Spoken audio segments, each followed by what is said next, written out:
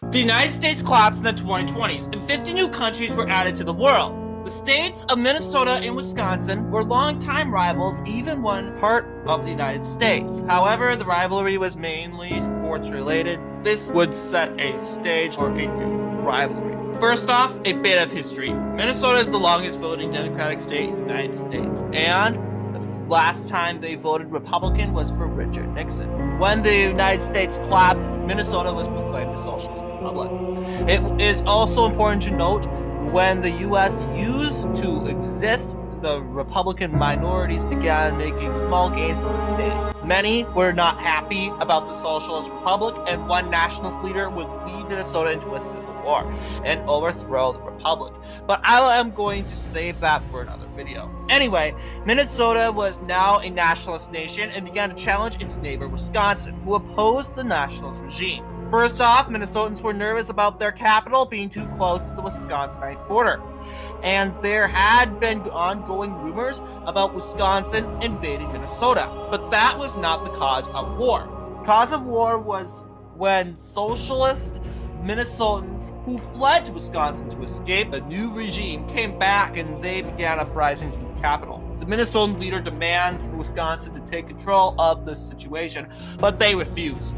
Knowing they had no choice, there was no way to avoid war. Minnesota invades Wisconsin. They invaded and seized the small city of Superior near Duluth.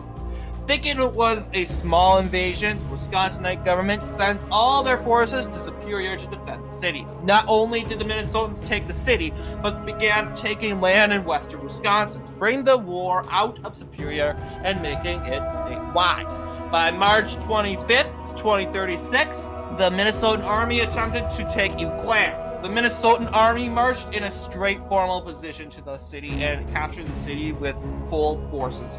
But with the Wisconsinite leader's strengthening words, helped his forces retake Eau Claire.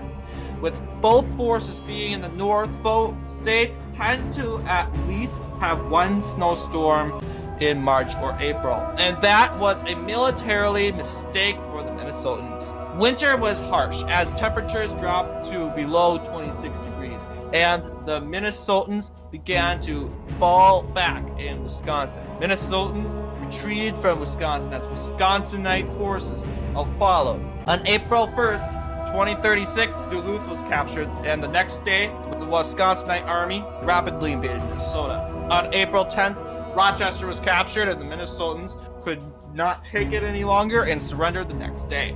Wisconsin would take southeastern Minnesota along with Duluth and northeastern Minnesota. The war was bloody and humiliating for the Minnesotans, and Minnesota would have to pay $10 million for the destruction of the cities of Superior and Eau Claire and other casualties, which threw Minnesota in a round of riots in the Twin Cities.